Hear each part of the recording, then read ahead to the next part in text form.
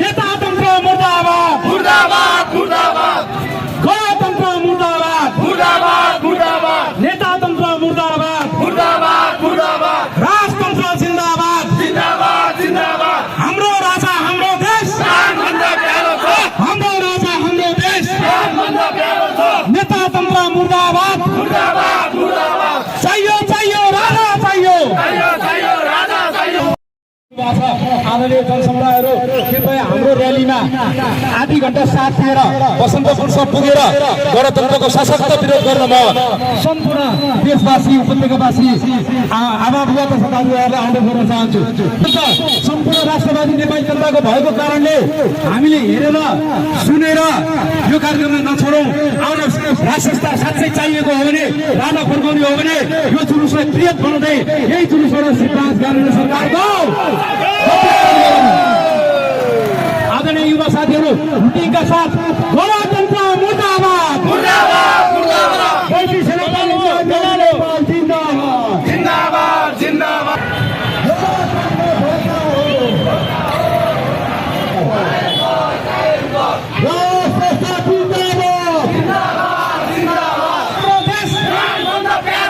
हाम्रो राजा हाम्रो देश प्राणभन्दा प्यारो छ हाम्रो राजा हाम्रो देश प्राणभन्दा प्यारो छ मुर्दाबाद मुर्दाबाद मुर्दाबाद सबैभन्दा हाम्रो राजा हाम्रो देश चाहियो चाहियो चाहियो चाहियो देश बचाउन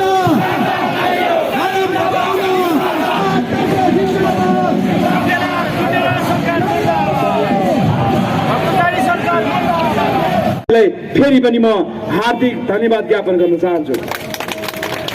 र हेर्नुहोस्, नेपालको राष्ट्रिय राजनीति के भइरहेछ कसो भइरहेछ भन्ने कुरा हामीलाई भन्दा बढी अहिले जनतालाई चासोको विषय रहेको छ। आज शाही युवा शक्ति नेपालले भनेको कुरा नेपालमा गणतन्त्र चोरबाटोबाट ल्याइयो, त्यो गणतन्त्र ल्याइसकेपछि आज नेताहरूले देशलाई ब्रह्मलुट गरे, विदेशीको एउटा अखडा बनाए, विदेशीको दलाली गरे र त्यही विदेशीको दलालीहरूले बनाएको संविधान कानुन मानेर हामी चाहिँ गणतन्त्रवादी हुनु परेको छ। हेर्नु, लाजमर्दो कुरा। तपाईँलाई गणतन्त्रवादी भनेर चाहिँ परिचय दिनु सही छ? एउटा यो देशको विश्वको एकमात्र हिन्दू राष्ट्र नेपाल, हिमालको काखमा रहेको राजसंस्था भएको नेपाल एउटा सुन्दर परिचय थियो। त्यो परिचय बोकेको हामी वीर नेपाली संसारको जुनसुकै देशमा गए पनि हाम्रो ठुलो सम्मान थियो, ठुलो एउटा चाहिँ कदर थियो। तर अहिले 52 सालमा सुरु गरेको माओवादीले बोकेको गणतन्त्र र त्यो गणतन्त्रलाई स्वीकार गरेर त्यो गणतन्त्र पहिलो गरेर कांग्रेस एमाले पहिलो गए र ठुलो पार्टी बनाउँदाहरूले राज संस्थालाई बहिर्गमन गरे, चोरबाटोबाट हटाए। अनि त्यो गणतन्त्र आतंककारीले बोकेर ल्याएको गणतन्त्रको नागरिक हुन तपाईँ हामीलाई सही छ?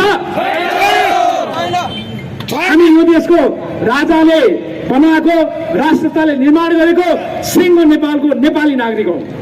त्यो नेपाली हुन हामीलाई स्वीकार छ, त्यो नेपाली हामीलाई भन्न हामीलाई एउटा चाहिँ गौरव छ।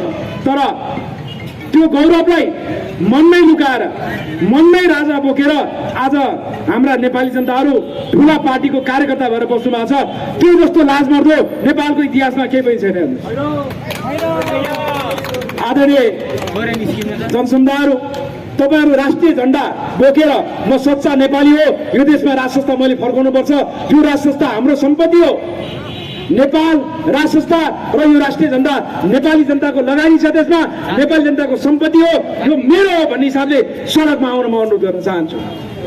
हामी त शाहीमा शक्ति नेपाल भनेर एउटा अभियन्ता मात्रै हो।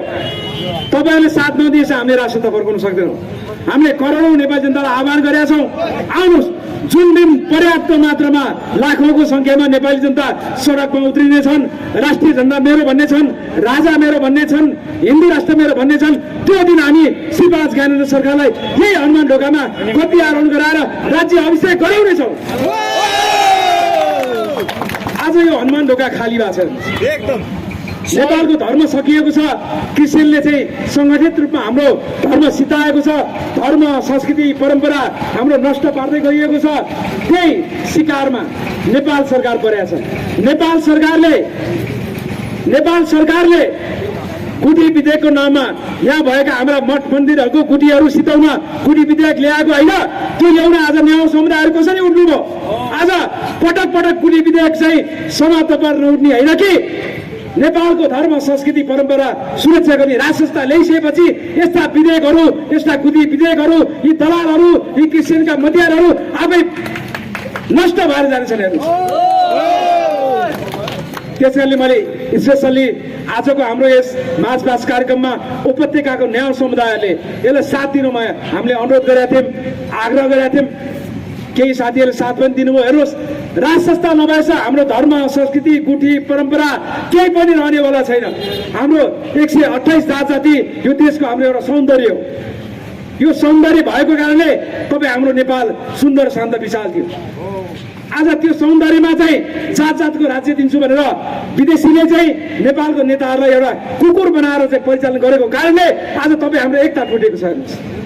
त्यो एकता नहुँदा आज नेवारले क्षेत्रीले देखाउँदा फर्किने, क्षेत्रीले दलित देखाउँदा फर्किने त्यो खाले परिस्थितिको सिर्जना गर्ने यी राष्ट्रघाती दलालहरूलाई, यिनका पार्टीहरूलाई बहिष्कार गरेर राज संस्था अविलम्ब तुरन्तै पुनर्स्थापना गर्नुपर्छ। आज तपाईँ हाम्रो एकता थियो। आज विभिन्न जात जातिहरूको छुट्टै विशेषता थियो। आज त्यो सकिँदाखेरि आज त्यसमा चाहिँ राजनीतिकरण हुँदाखेरि तपाईँ हाम्रो एकता टुटेको कारणले आज विदेशीहरूले एमसिसीको नाममा, बिआरआईको नाममा हाम्रा शीर्ष नेताहरूलाई किनेर पैसा दिएर खुवाएर आज तिनलाई दलाल बनाएर जबरजस्ती रूपमा यो देश समाप्त पारेर यो देशको राष्ट्रियता बेच्ने काम भएको छ। त्यो हामीलाई सही छैन। हेर्नुहोस्, त्यस कारणले हेर्नुहोस्, हामीले राज संस्था किन मागिरहेका छौँ?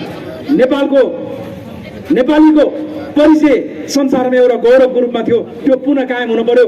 नेपालको हिन्दू राष्ट्र त्यो राज संस्था हुँदाखेरि त्यो हिन्दू राष्ट्रको छुट्टै एउटा ऐतिहासिक परिचय थियो, त्यो कायम हुनु पर्यो। र संहिता आज 7 प्रदेश बनाएर प्रदेश सरकार बनाएर जनतालाई चाहिँ सोझो जनता र चाहिँ गरिब जनताको चाहिँ कर जबरजस्ती रूपमा उठाएर जनता चुसेर यो मुख्यमन्त्री र यो प्रदेश पाल्नु हामीलाई छैन। त्यस कारणले संहिता खारेज हुनुपर्छ, धर्म निरपेक्ष खारेज हुनुपर्छ र गणतन्त्रको जरा काटिनुपर्छ। यो नकाटिन्छ साइवा शक्ति नेपालको नाउँमा जनताहरू लाखौँको संख्यामा आन्दोलित भएर सडकमा आउनुपर्छ। त्यसको लागि म अनुरोध गर्न चाहन्छु। आदरणीय सहभागी साथीहरू, आदरणीय जनसमुदायहरू, हेर्नुहोस्, आज हामीले चाहिँ राज संस्था नहुँदा हामीले आफूले टुरो महसुस गरेका छौँ। राज संस्था नहुँदा तपाईँ हामी टुर भएका छौँ। आज हामीले न्याय माग्न कहाँ जाने? न्यायालयमा भएको थियो गुन्डागर्दी, त्यो फाइट, त्यो लाजमर्दो। हेर्नुहोस् त, आज जनताले चाहिँ 72 सालको संविधानमा चाहिँ नेपालमा हिन्दू राष्ट्र हुनुपर्छ, नेपालमा राजा हुनुपर्छ, संहिता चाहिँदैन भनेर सुझाव सङ्कलन यिनले गरे। जनताले त्यो राय दिए, तर त्यो सुझाव सङ्कलन सिंहदरबारको कुन चाहिँ कालकोठरीमा फालेर विदेशीको इसारामा आफ्नो मनखुसी हिसाबले पार्टीको विधान जस्तो संविधान घोषणा गरेपछि आज त्यो संविधानले चाहिँ नियुक्ति गरेका न्यायाधीश, प्रधान न्यायाधीशहरू हेर्नु आज जनतालाई न्याय दिन पर्ने ठाउँमा आफै फाट फेरेर लडेर बसिरहेछन्। यस्ता दलालहरू हरेक संवैधानिक निकायहरू नष्ट पारिएको छ, भ्रष्ट बनाइएको छ, पैसाको चलखेल गराइएको छ, त्यहाँ लुटेराको प्रवृत्ति चाहिँ हाबी गरिएको छ। यी सारा कुराहरूबाट हामी कतिन्जेल सहेर बस्छौँ? सबै कुरा देखेका छौँ हामीले। तर पनि युट्युबमा हेरेर मजा लिने म नेपाली जनतालाई अनुरोध गर्न चाहन्छु, हामी युट्युबमा हेरेर आज यो नेताले यो भनेछ, आज यसको जवाब यसले यो दिएछ, आज न्यायालयमा यो भएछ, आज त्यो भएछ भनेर त्यो युट्युबमा हेरेर समय खर्च गरेर त्यसको मजा लिने काम नगरौँ। यिनको सशक्त विरोध गरौँ र यिनको जरा काट्न गणतन्त्र समाप्त पार्नुपर्छ। त्यसको लागि सडकमा आउन म तमाम नेपाली जनतालाई अनुरोध गर्न चाहन्छु। आज नयाँ कहिले आउने? अहिले नगरे कहिले गर्ने? म मरे पनि मेरो देश बाँचिरहोस् भन्ने त्यो आत्मकथालाई आत्मसात गर्दै यो देशको रक्षा गर्ने हामी नेपालीहरू हो। नेपालको राज संस्था कुनै विदेशीले फर्काउने होइन, कुनै पार्टीले फर्काउने होइन। नेपालको राज संस्था नेपाली जनताले फर्काउने हो, जनताले सङ्घर्ष गरेर फर्काउने हो र यो जनताको आन्दोलनको सुरुवात हो। हेर्नुहोस्, आज त्यसकारण चाहिँ हामी पापीहरूको कानुन र पाउँ। नेपाली जनताले चाहेको खण्डमा मैले पटक भन्ने गरेको छु, 1 हप्तामा राज संस्था फर्किन्छ। 1 हप्ता 1 लाख जनता सडकमा निस्किने हो भने स्वतः स्फूर्त रूपमा त्यो जनताले निर्मल निवासमा नागरिक भएर बसेको श्रीपाद ज्ञानेन्द्र सरकारलाई बाजा गाजा सहित कति आवर यही हनुमान ढोकामा गराउन सकिन्छ। हामीले देशवासीबाट चाहिँ जनता ल्याउनु पर्दैन। यही उपत्यकावासीहरूको सङ्घर्ष र साथले यो कार्य सम्पन्न हुन सक्छ। अब हेर्नुहोस् नेपाली जनताले हुन्छ जुन कुराले साबित भएको छ। लोकतन्त्र प्रजातन्त्रको रक्षा राजाले गर्छन् र साँच्चै हामी स्वतन्त्र चाहिँ नागरिक भएर बाँधियो भने प्रजातन्त्रको रक्षा गर्ने हो भने राजा फर्कौँ, राजा सहितको प्रजातन्त्र स्थापना गरौँ र यो दलाल र यी भ्रष्टाचारी नेताहरूलाई डाँडो गरौँ। नेपाली जनता निस्किनु पर्यो। आदरणीय जनसमुदायहरू, हामीले त हेर्नुहोस् कसैले पनि ब्यारिकेड तलस मारिराखेको छैन। जनताले साथ दिएको खण्डमा यो राष्ट्रवादी आन्दोलन सफल हुनेछ। तपाईँहरूलाई हामी जबसम्म नेपाली जनता सडकमा आउने छैनन्, जबसम्म नेपाली जनताको तागतले नेपालमा राष्ट्रता फर्किने छैन, तबसम्म हामी आन्दोलन गरिरहनेछौँ। साइबा शक्ति नेपालले टोल टोल गाउँ गाउँ हरेक चाहिँ क्षेत्रमा आन्दोलन चाहिँ शुभारम्भ गरिसकेको छ। त्यो आन्दोलनमा खुलेर नडराइकन एउटा नेपालको झन्डा बोकेर नेपाली नागरिक भएर साथ दिन हुन म सम्पूर्ण नेपाली जनतालाई अनुरोध गर्न चाहन्छु। हामीले पार्टीको स्वार्थ बिर्सिनुपर्छ। हेर्नुहोस् राष्ट्रिय झन्डा ठुलो। आज कुनै पार्टीको महाधिवेशन भयो भने त्यहाँ हजारौँ युवाहरू मासु भात र पेट्रोल र केही पैसा पाइन्छ भनेर चाहिँ लड्को लागेको पाइन्छ। त्यो बेला चाहिँ ती युवाहरूले त्यो नेताले गरेको कुकृत्य बिर्सिन्छन्, त्यो पार्टीले गरेको कुकृत्य बिर्सिन्छन्, राष्ट्रिय झन्डा बिर्सिन्छन्। आज त्यही भइरहेछ।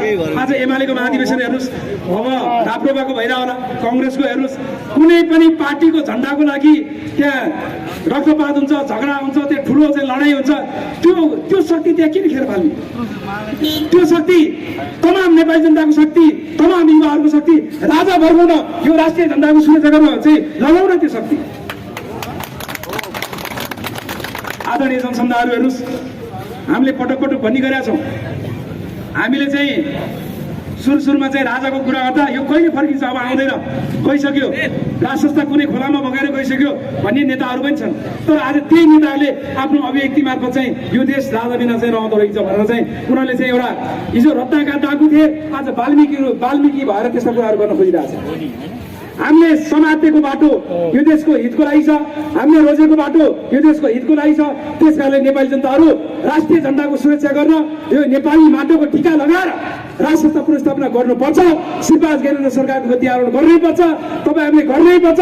नगरेको खण्डमा नेपालको अस्तित्व समाप्त हुन्छ। त्यो विभिन्न यसले गरेको चाहिँ कारणले देखिरहेको छ। हेर्नुहोस् आज एमसीसी कार्यान्वयन यो सरकारले गरिरहेको छ। एमसीसी संसदबाट पास पर्ने भएको कारणले केही संसदहरूले पैसा पाएको छैनन्। त्यो पैसाको भागभण्डा नमिलेको कारणले एमसीसी अड्क्या हो। यो एमसीसी रोक्ने तागत, गणतन्त्र फाल्ने तागत नेपाली जनताको मात्रै छ। नेपाली जनताले गरियो। आज काठमाडौँको उपत्यकावासी चाहिँ उठेर कुटी विधेयक एक दिनमा रोकेको होइन, त्यस्तै आन्दोलन गर्ने हो भने एक दिनमा श्रीपाद ज्ञानेन्द्र सरकारलाई राजमुख लाउन सकिन्छ। आदरणीय सहभागी साथीहरू, हामी राज संस्था पुनर्स्थापना गर्नुपर्छ भनेर जुन उद्देश्यका साथ आज मार्च पासमा सहभागी भयौँ, यत्रो लामो हिँड्यौँ, हामीसँग सयौँ साथीहरू सहभागी हुनुहुन्थ्यो, हजारौँको सङ्ख्यामा थियौँ हामी। उहाँहरू सम्पूर्णलाई म धन्यवाद दिन चाहन्छु। यो हाम्रो आन्दोलनको यो निरन्तरता हो र आन्दोलन निरन्तर रूपमा अगाडि बढ्नुपर्छ। जनताले साथ नदिएछ, साइबा शक्ति नेपालले आन्दोलन गरिरहेछ। विभिन्न आन्दोलनको स्वरूपहरू हुन्छ, त्यो स्वरूपका आन्दोलनहरू हामी फेरि घोषणा गर्नेछौँ। र आज म यहाँको धेरै समय लिइरहन चाहन्न। आज हाम्रो यो राज संस्था फर्काउनुपर्छ भनेर जुन मार्च पासमा एक पाइला अगाडि सार्ने भनार युवा जनता सम्पूर्णलाई म धन्यवाद दिन चाहन्छु। तपाईँहरूको यो साहसिक कदमले हामी यहाँसम्म आइपुगेका छौँ र हाम्रो कार्यक्रमलाई चाहिँ थाहा सुनिदिएर र हाम्रो निमन्त्रणा स्वीकार गरेर आउनुहुने हाम्रो राज संस्था पक्षधरका चाहिँ विभिन्न सङ्गठनका चाहिँ प्रतिनिधि पात्रहरू पनि आउनु भएको छ, हिन्दूवादी साथीहरू पनि आउनु भएको छ। उहाँहरूलाई पनि म हार्दिक धन्यवाद दिन चाहन्छु र मिडियाकर्मी साथीहरूलाई पनि धन्यवाद दिन चाहन्छु। मैले सबैको नाम मलाई थाहा छैन, तैपनि मैले उहाँहरूको चाहिँ नाम लिन नसकेको म क्षमाप्रार्थी पनि व्यक्त गर्न चाहन्छु। र फेरि हेर्नुहोस्, राज संस्थामा फर्केछ, यो राष्ट्रिय झन्डा उठिरहनेछ राष्ट्रिय झण्डा फरफराइरहनेछ र यो राष्ट्रिय झण्डाको महत्त्व भनेकै त्यही राज संस्थाले निर्माण गरेको राज संस्थाले निर्माण गरेको झण्डा हो र यो झण्डा र राज संस्था एकअर्कामा परिपूरक छन् र राज संस्था पुनर्स्थापना गर्नु नै नेपालीहरूको कर्तव्य हो। त्यो गर्नैपर्छ। कि नेपाली जनताले राज संस्था पुनर्स्थापना गर कि मर भन्ने अवस्थामा हामी छौँ र यो दलालहरूलाई हटाएर राज संस्था पुनर्स्थापना गर्ने दृढ सङ्कल्पसहित आजको कार्यक्रममा सहभागी हुने सम्पूर्णलाई फेरि पनि धन्यवाद दिँदै म यहाँबाट बिदा हुन चाहन्छु। जय देश, जय राजनीति।